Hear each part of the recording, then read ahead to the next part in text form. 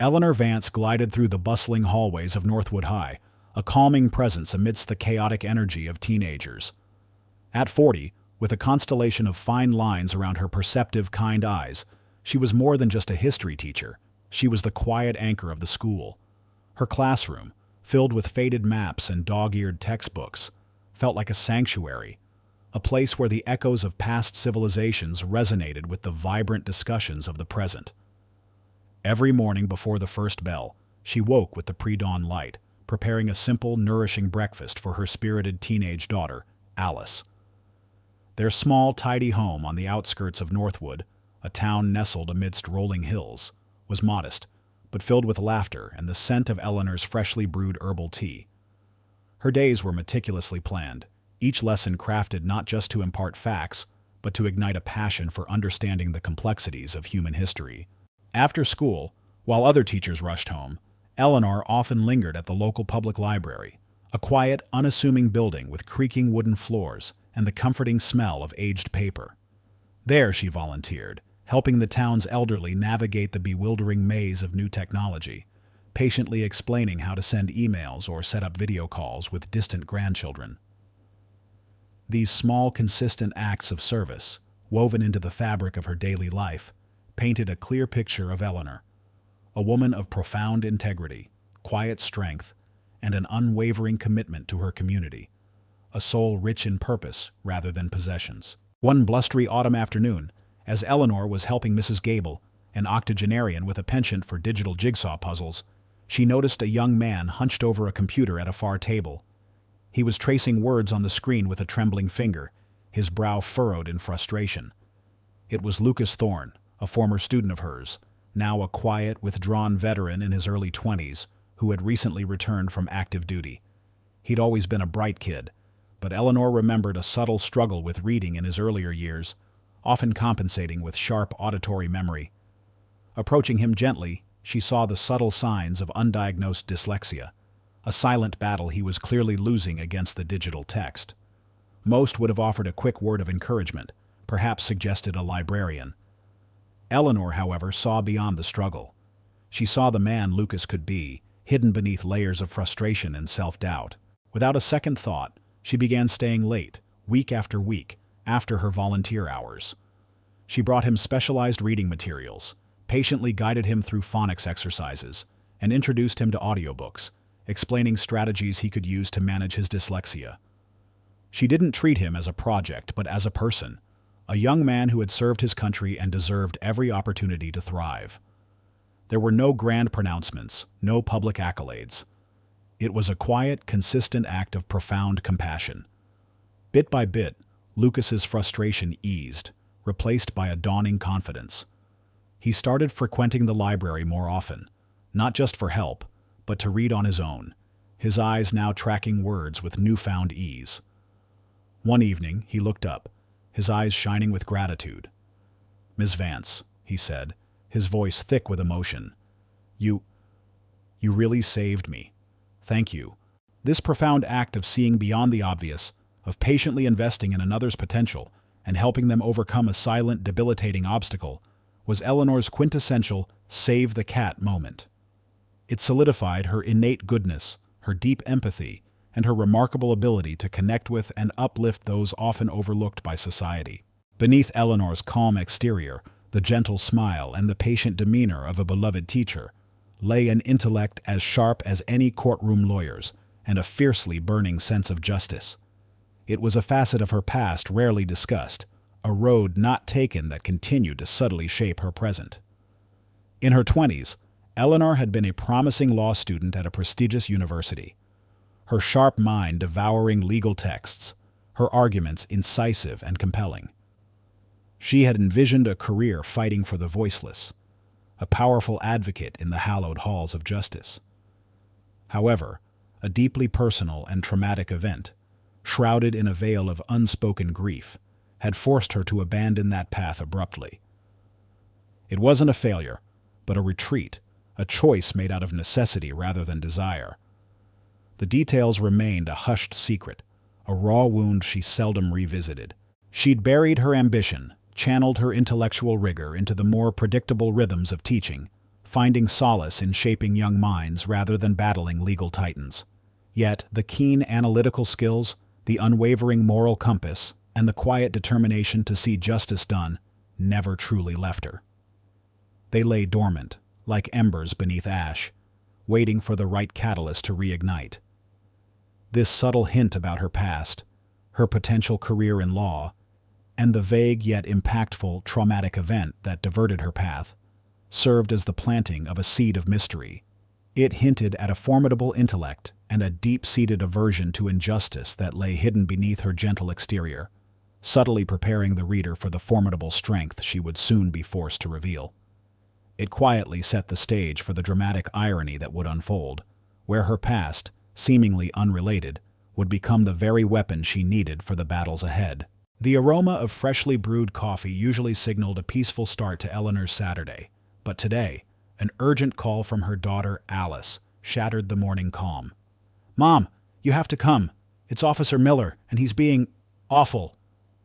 Alice's voice was tight with suppressed tears and indignation. Eleanor's stomach lurched.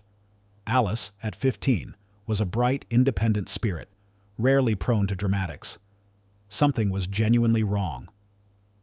Without a moment's hesitation, Eleanor grabbed her keys, her heart pounding a frantic rhythm against her ribs. She sped towards the local convenience store, a place Alice often frequented for snacks after her volunteer shifts at the animal shelter. Upon arrival, the scene that greeted Eleanor immediately ignited a protective fury within her. Alice stood rigid by the checkout counter, her face pale, her arms crossed defensively over her chest. Towering over her was Officer Miller, his uniform immaculate, his posture radiating an intimidating, almost gleeful authority. He was a familiar figure in Northwood, known for his stern demeanor and an almost zealous adherence to the letter, rather than the spirit, of the law. He had a reputation for being uncompromising, often quick to escalate minor infractions. Today, his face was set in a condescending smirk, his eyes glinting with a self-satisfaction that made Eleanor's blood run cold. "Young lady," Miller was saying, his voice loud enough to draw stares from the few other customers. "We have clear evidence of shoplifting here. You're coming down to the station." Alice, her voice trembling, protested. "But I told you. I picked it up, then decided I didn't want it, and I put it back before I even got to the register. It was a mistake, a genuine mistake." She gestured frantically to a display of candy bars. Miller merely scoffed, his gaze dismissive. "Mistake, huh? Funny how often mistakes involve merchandise walking out the door. Don't waste my time, kid." He reached for his handcuffs. This immediate accusation, the refusal to listen, and the dismissive tone used towards Alice were a direct, public assault on her daughter's dignity and innocence. For Eleanor, witnessing her child being treated with such blatant disregard, facing such an unjust accusation, was a deep, searing wound. It was not just a legal matter. It was a profound personal triggering event, striking at the very core of her protective instincts and her belief in fundamental fairness. The sight of Miller reaching for handcuffs, treating Alice like a common criminal over a supposed candy bar, solidified the crisis. Eleanor stepped forward, her voice calm despite the tremor of rage that threatened to overtake her. "Officer Miller, please. There's clearly a misunderstanding here. My daughter is an honest girl. She volunteers. She's never been in trouble. Let's just talk about this calmly." Eleanor's initial instinct was to de-escalate, to appeal to reason and common sense. She genuinely believed that if she could just explain, if Miller would just listen, this simple mistake could be resolved without involving the full, terrifying machinery of the law. She felt a prickle of fear, a primal dread of seeing Alice, her bright, innocent Alice, caught in the cold, unforgiving gears of the justice system. She wanted to protect Alice, to shield her from any form of public humiliation or legal entanglement. However, Miller's response was not one of understanding. He turned to Eleanor, his eyes hardening, a challenging glint in their depths. "Ma'am, this is an official police matter. Your daughter was observed concealing merchandise. We have a witness." He gestured vaguely towards the cashier, a young woman who looked uncomfortable and quickly averted her gaze. "Interfering with an officer in the line of duty could lead to further charges. I suggest you step aside." His tone was dismissive, his posture rigid, leaving no room for discussion or explanation. He spoke to Eleanor as if she were an irrational, meddling parent, not a concerned citizen. Eleanor felt a slow, cold burn begin in her chest. The casual disregard for Alice's explanation, the immediate jump to accusation and threat, ignited a familiar flicker of unease. It was the same shadow she had encountered years ago, the subtle yet insidious dismissal of a person's truth, a judgment passed before the facts were even considered. Her fear for Alice warred with a rising indignation. This wasn't just a simple misunderstanding. It was a blatant abuse of authority, a bullying tactic. The peaceful rhythms of her life, her carefully constructed world of fairness and reason, were being violently disrupted. She felt torn between her desire to simply make this go away, to protect Alice at all costs, and a burgeoning righteous anger at the injustice unfolding before her. This was Eleanor's initial internal conflict, a poignant battle between her natural inclination to avoid confrontation and a dawning realization that the situation was far more sinister than a mere mistake. The officer's smug confidence that he was untouchable, that his word was absolute, struck a deep, discordant chord within her. Despite Eleanor's calm attempts at reasoning, Officer Miller's demeanor only hardened. He seemed to relish the power he held, the visible distress of Alice and Eleanor fueling his sense of importance. "I'm not going to argue with you, ma'am. The evidence is clear. Your daughter will be formally charged with shoplifting, and she will appear in court. This is not a suggestion. It's a legal process." He then took out a small notepad and pen, beginning to write, deliberately ignoring Eleanor's protests. He even offered a smug, almost imperceptible wink to the uncomfortable cashier, a silent acknowledgement of their shared understanding of the situation. "Perhaps," he added, his voice dripping with condescension, "this will teach her a good lesson about respecting other people's property." His words, meant to sting, instead acted as a chilling accelerant. The casual cruelty, the self-satisfied smile, and the complete dismissal of Alice's integrity transformed Eleanor's internal conflict into an unyielding resolve.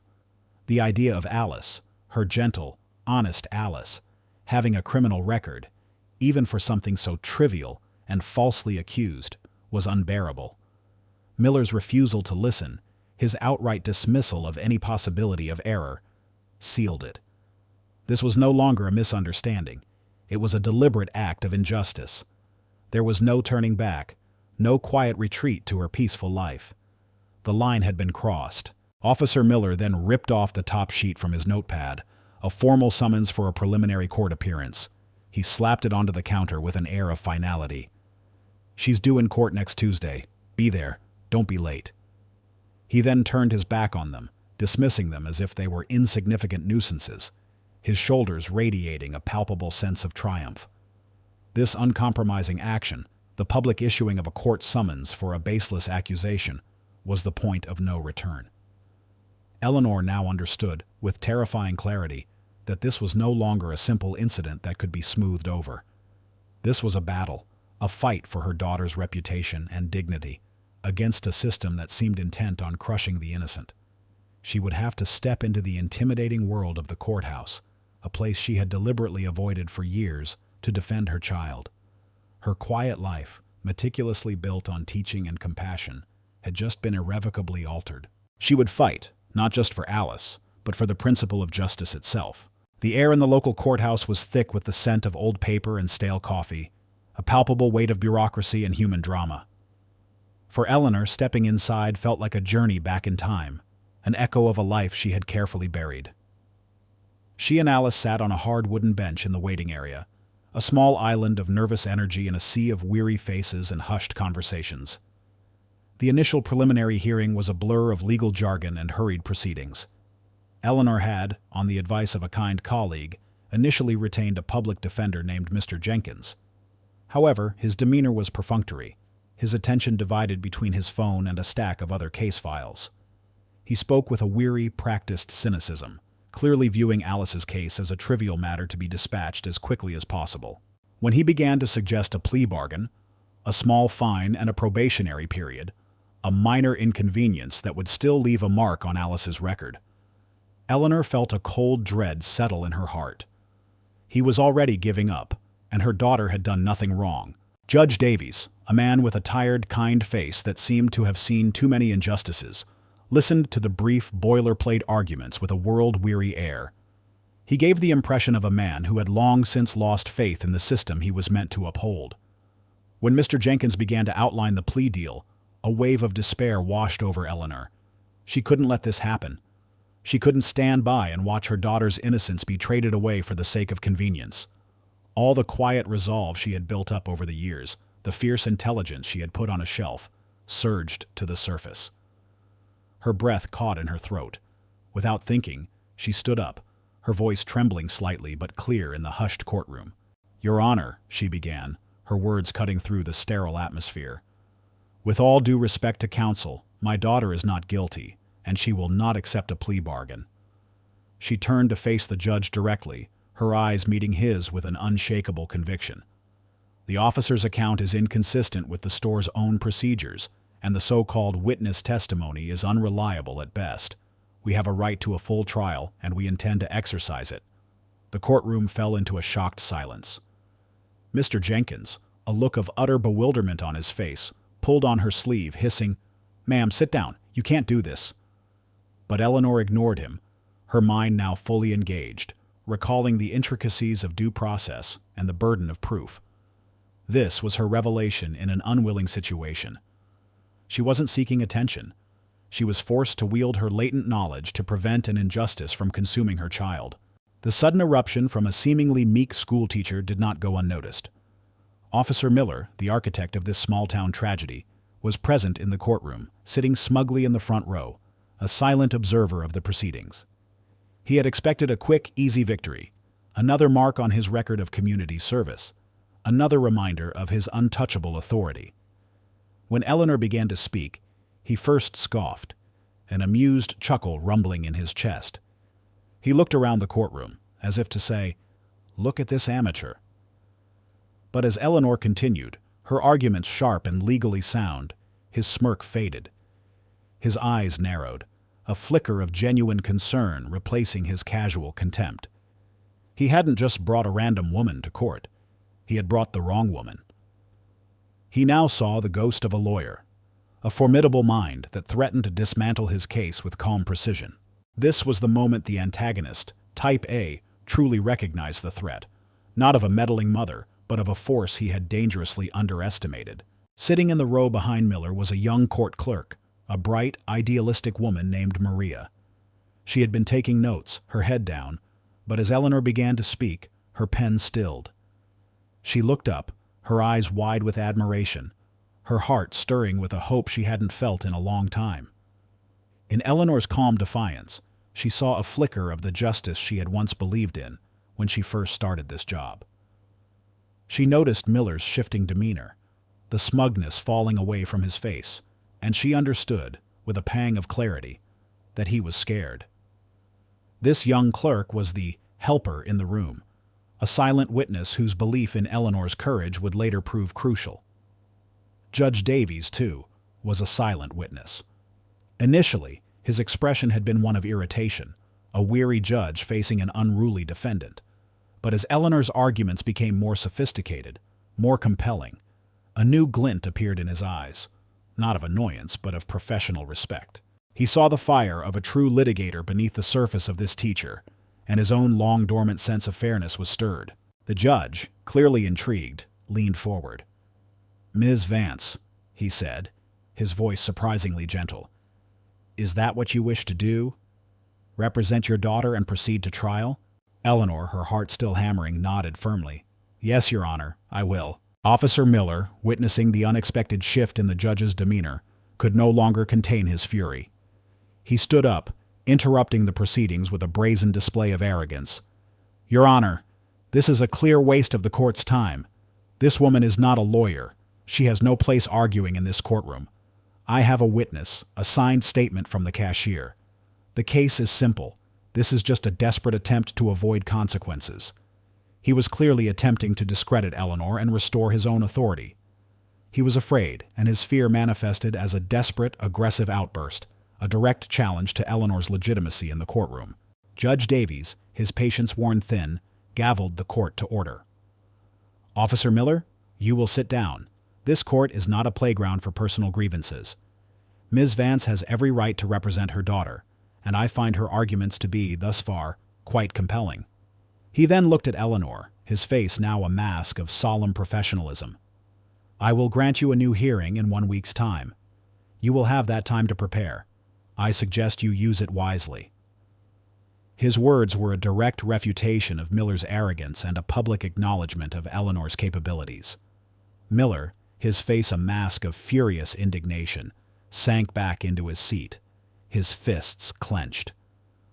The courtroom's quiet was replaced by a palpable tension, a sense of a larger battle being set in motion. The confrontation had turned from a quiet negotiation into an open war, and Eleanor, the gentle teacher, was now the unlikely warrior, forced to battle a prejudiced officer in the very arena she had once left behind. The clock had begun to tick, and she knew she was now completely alone. The local courthouse, a modest brick building with red walls and worn white columns, had abruptly transformed into a symbolic arena for Eleanor. What should have been a bastion of justice and order now echoed with the dry, unsettling sounds of skepticism and disdain. The tense, solemn atmosphere of the courtroom, with its hard wooden benches and cold fluorescent lights, only intensified the invisible pressure weighing on Eleanor. Every gavel strike or hushed whisper felt like a hammer blow against her testing resilience. After Judge Davies' declaration of a 1-week adjournment, the public defender, Mr. Jenkins, had departed with a sigh of almost unbearable relief.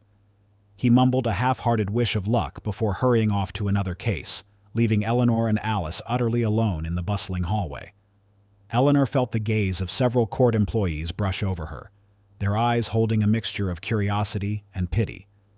They saw a teacher bravely, or foolishly, taking on a system that most people felt powerless against.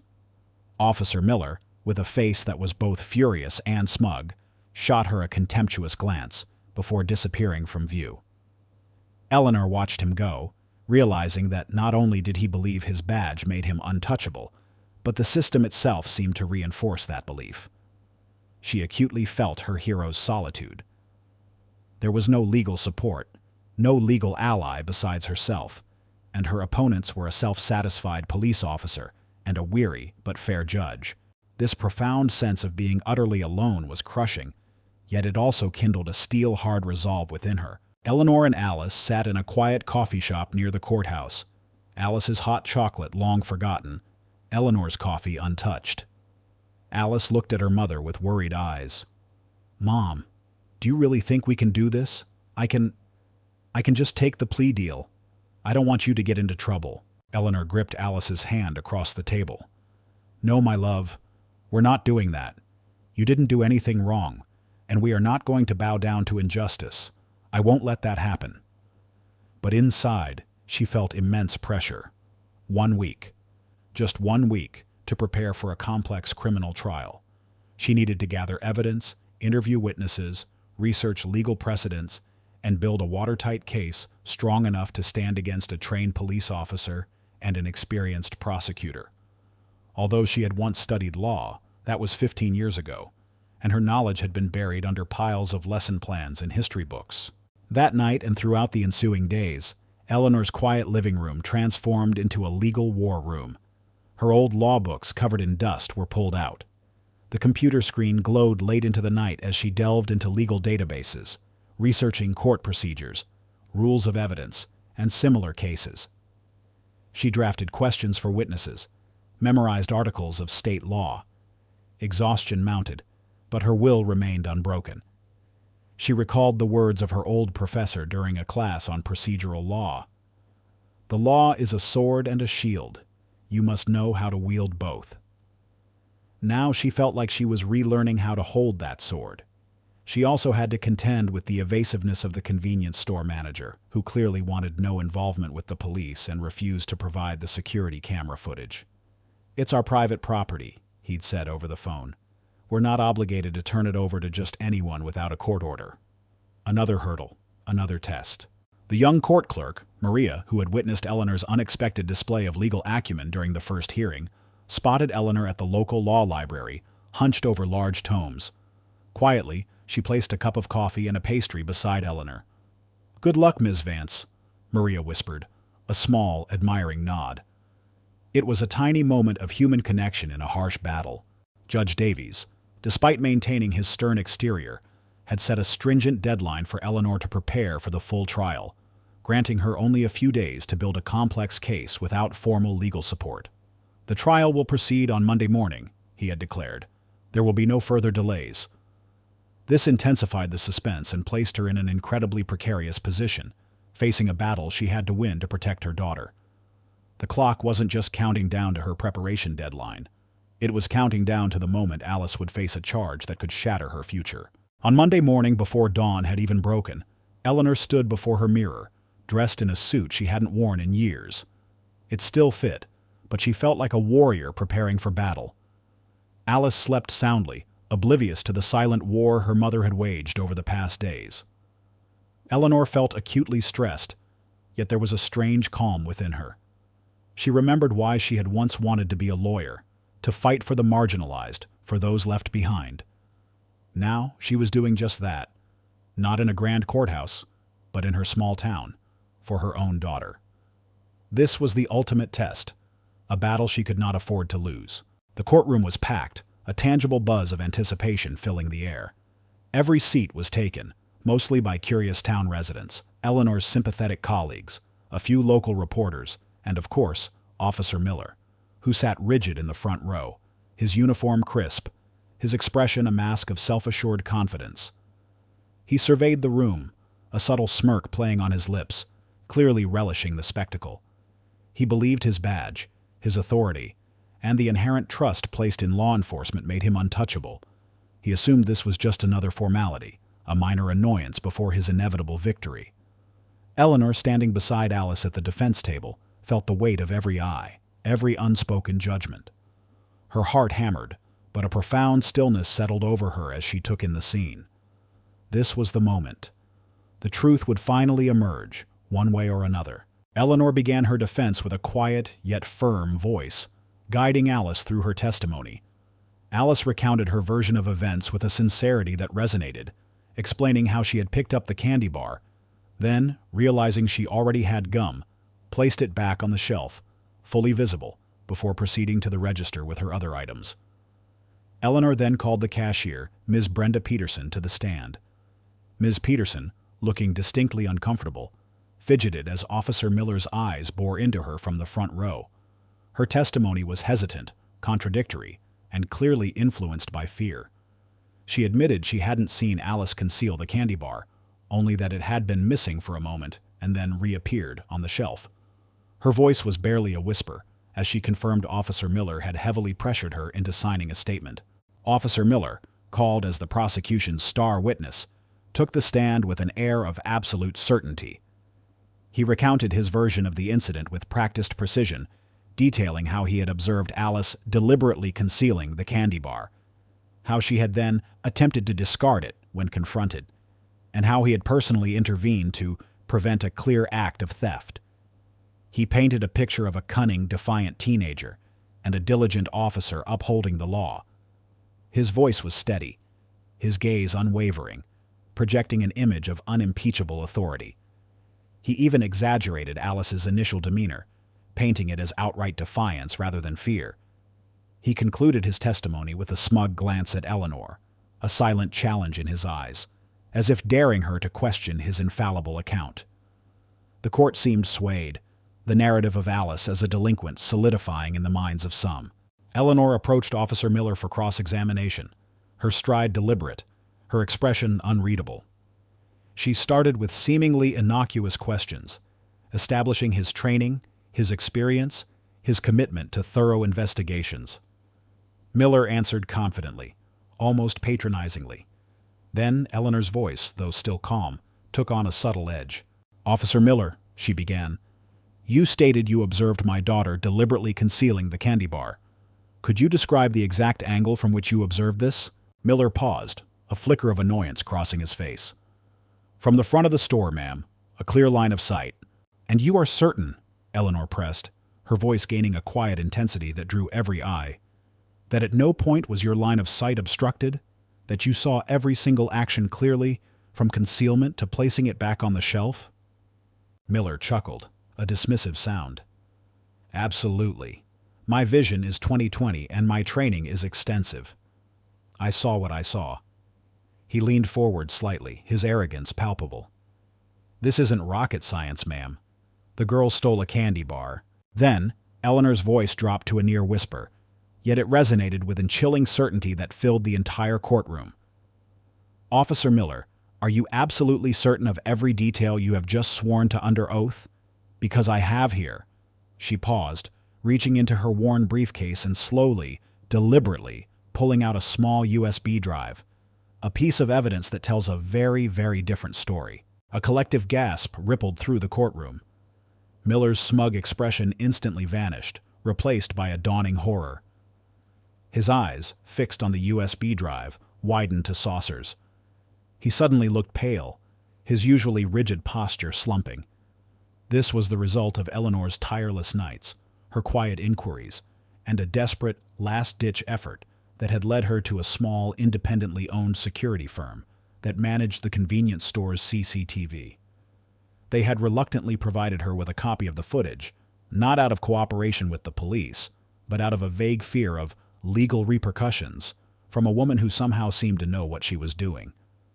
The footage was grainy, but it captured the entire incident from a high, unobscured angle.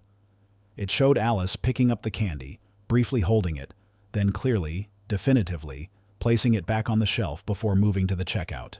It also showed Officer Miller, not observing from a clear line of sight, as he claimed, but rather entering the store after Alice had placed the candy back, seemingly observing from a different, less direct angle, and then immediately confronting her based on what appeared to be a snap judgment, rather than thorough observation. Your Honor, Eleanor stated, her voice now ringing with quiet triumph, I request to enter this CCTV footage into evidence. It captures the entire incident, Officer Miller's arrival, and my daughter's actions, demonstrating quite clearly that no theft occurred. As the grainy footage began to play on the large screen brought into the courtroom, a hush fell over the room. Every eye was riveted to the screen. The initial casual interest shifted to focused attention, then to collective murmurs of disbelief. The footage definitively showed Alice returning the candy bar, contradicting Miller's testimony completely. Then it showed Miller entering, making a beeline for Alice and confronting her before he could have possibly witnessed any concealment from the angle he claimed. The discrepancy was glaring, undeniable. Officer Miller, on the witness stand, watched his carefully constructed lie unravel before his very eyes. His face, once flushed with arrogance, now drained of all color, turning a sickly white. His jaw hung slack, his eyes wide with a combination of shock, fear, and utter humiliation. He stumbled backward, almost tripping over his own feet, muttering incoherently. This was the breathless moment. The instant where his perceived untouchability shattered, replaced by the chilling certainty of his impending downfall. His entire facade crumbled, revealing the desperate, dishonest man beneath the badge. The courtroom erupted. A ripple of gasps turned into audible murmurs, then quickly escalated into a collective wave of stunned disbelief and outrage. "Oh my God," someone whispered loudly. "He lied," another voice boomed. The local reporters, scribbling furiously, looked up, their faces alight with the realization that they were witnessing a monumental revelation. The family members and teachers present exchanged knowing glances, their faces etched with vindication. Even Judge Davies, usually stoic, leaned forward, his eyes fixed on the screen, then on Officer Miller, his brow furrowed with a mixture of professional disapproval and personal disgust. The judge slammed his gavel down, the sound echoing through the room. "Order! Order in the court!" He then turned his steely gaze to Officer Miller, who now sat slumped in the witness box, trembling. "Officer Miller," Judge Davies stated, his voice resonating with a cold, righteous anger, "your testimony is in direct and undeniable contradiction with the evidence presented. This court finds your actions to be a gross misrepresentation of facts, an abuse of authority, and an egregious affront to justice." He paused, letting his words sink in, the weight of his judgment crushing Miller. "Based on the irrefutable evidence provided by Ms. Vance," the judge continued, his voice ringing with absolute authority, This court finds Alice Vance not guilty of all charges. Case dismissed. A spontaneous round of applause erupted from the public gallery, quickly suppressed by the bailiff, but the sentiment was clear. The judge then turned back to Officer Miller. Furthermore, Officer Miller, I am immediately recommending a full and comprehensive internal investigation into your conduct, your sworn testimony, and your fitness to serve as a law enforcement officer. This court does not tolerate perjury or the harassment of innocent citizens. You are summarily suspended from duty, effective immediately, pending this investigation. Miller's face contorted in a silent scream, his world collapsing around him. Eleanor, her own eyes filled with tears of relief and overwhelming joy, pulled Alice into a tight embrace. Alice clung to her mother, sobbing silently into her shoulder, the terror of the past weeks finally dissipating. The public declaration of "not guilty," delivered with such unwavering authority and swift consequence, was a profound social vindication for both Eleanor and Alice. It wasn't just a personal triumph. It was a clear, undeniable statement against the abuse of power and systemic bias, witnessed and acknowledged by everyone present. Eleanor Vance, the quiet teacher, had dismantled a seemingly untouchable authority figure, not with anger, but with truth and unyielding courage. The scales of justice, for this small moment, had been perfectly balanced. Chapter 6. The New Calm, the Resolution. The immediate aftermath of Judge Davies's ruling was a cacophony of hushed gasps and triumphant whispers. Officer Miller, his face a mask of utter defeat, was escorted out of the courtroom by two visibly uncomfortable bailiffs. He moved with the stiff, disbelieving gait of a man whose entire world had just collapsed. The badge, which he had once believed made him untouchable, now seemed to press down on him with the crushing weight of his exposed falsehoods. His arrogance had given way to a palpable fear of the internal investigation and potential charges for perjury. This was the profound downfall of antagonist, Type A, swift and humiliating, his public disgrace mirroring the depths of his deception. His career, built on a foundation of unearned authority, crumbled in mere minutes. He was subsequently fired from the police force, his pension revoked, and faced legal repercussions for official misconduct and perjury, serving a short jail sentence. Jessica, the cashier, who had given the initial vague testimony, remained in the courtroom, her gaze fixed on the now empty witness stand. She looked distraught, her earlier discomfort replaced by genuine remorse. Witnessing the blatant injustice and its dramatic unraveling had shaken her. After the verdict, she quietly approached Eleanor, tears welling in her eyes. "Ms. Vance," she whispered, her voice trembling, "I am so sorry. Officer Miller, he pressured me. He made it seem like I had no choice. I knew Alice didn't steal anything. I should have spoken up." Her sincere apology, devoid of excuses, marked her as the antagonist, Type B, a person who, through arrogance or fear, contributed to the injustice, but was now capable of true remorse and a desire for atonement. Eleanor, seeing the genuine regret in her eyes, nodded kindly. "It takes courage to admit a mistake, Jessica. What matters now is what you do next." In the weeks that followed, the local news buzzed with the story of Eleanor Vance, the history teacher who took on a corrupt officer and won. The outpouring of support from the community was overwhelming. Letters of congratulations poured in, and even the school principal quietly expressed his profound admiration. But Eleanor wasn't content with just a personal victory. The experience had peeled back the layers of her carefully constructed quiet life, reigniting a passion for justice that had long lain dormant. The incident had highlighted systemic flaws, the ease with which power could be abused, and how vulnerable the innocent could be. This profound realization became Eleanor's new opportunity. She received several offers from prestigious law firms, intrigued by her sudden, unexpected display of legal brilliance. Universities offered her adjunct positions to teach legal ethics, but Eleanor gently declined most of them. Her vision was different. Instead, she decided to found a small, local nonprofit organization. She named it the Scales of Northwood, dedicated to providing pro bono legal assistance and educational resources to marginalized individuals, especially young people, who found themselves unfairly caught in the gears of the justice system. She wanted to create a shield for those who, like Alice, might face the brunt of prejudice and power imbalances without the means to fight back. This was an opportunity not just for personal advancement, but for profound societal impact, allowing her to actively grow her mission of fighting for justice beyond her own family. A few months after the trial, on a crisp autumn evening, Eleanor and Alice sat together on their porch swing, watching the leaves drift lazily from the old oak tree. The air was cool and smelled of wood smoke, a comforting, familiar scent. The incident, once a source of terror, now felt like a distant, albeit sharp, memory. "Mom," Alice began, her voice soft. "I was so scared. And then you just stood up, like a superhero." She looked at Eleanor, her eyes shining with a mixture of admiration and a newfound understanding. Why did you know all that stuff about the law? You never told me you wanted to be a lawyer." Eleanor smiled, a wistful expression on her face. This was the moment to connect to the seed of mystery planted in Chapter 1, to share the hidden chapter of her past. "I did, sweetie, a long time ago.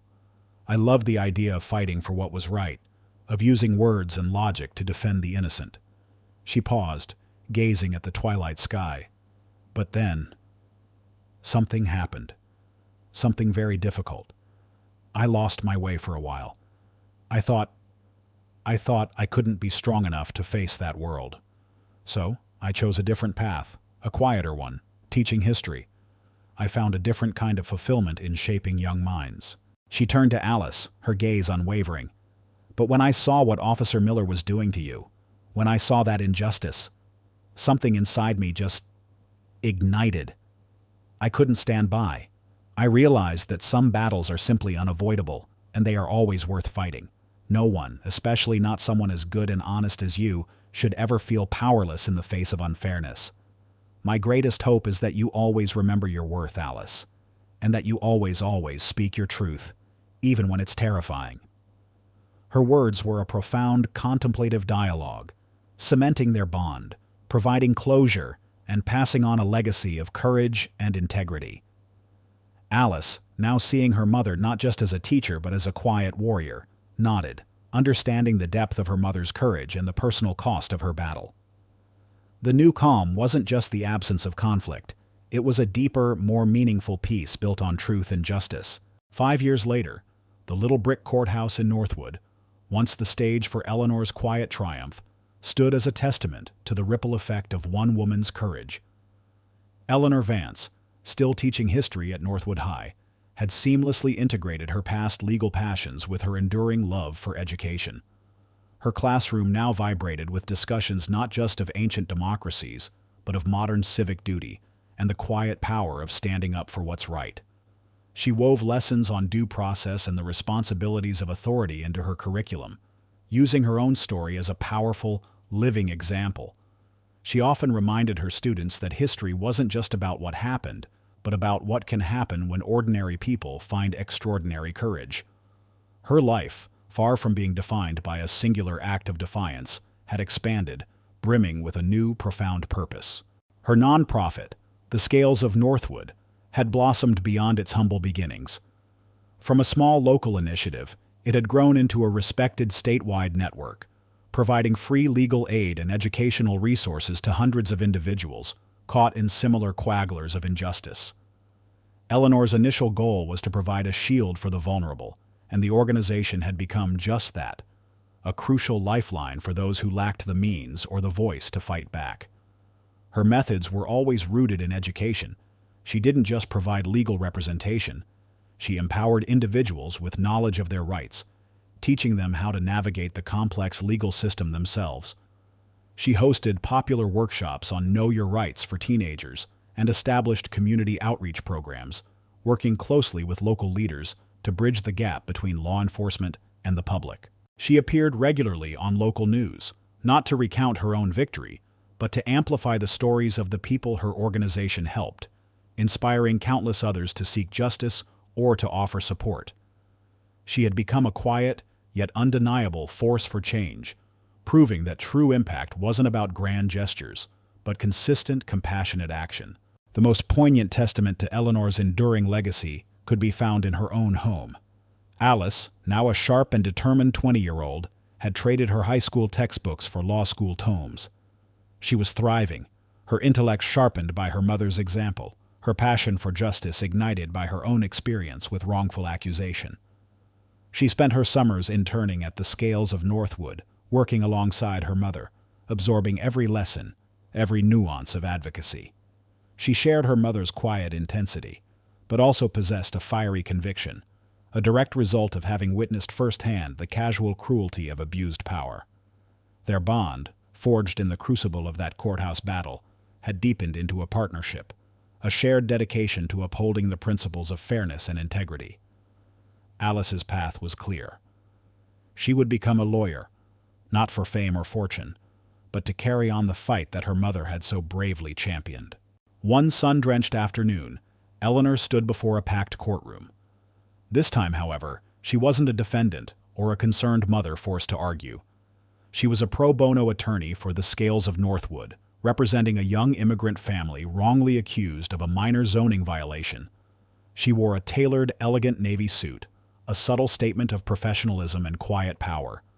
Her hair, now streaked with more silver, framed a face etched with wisdom and an enduring warmth. As she presented her arguments, her voice was calm, articulate, and utterly compelling, dissecting the prosecution's case with surgical precision.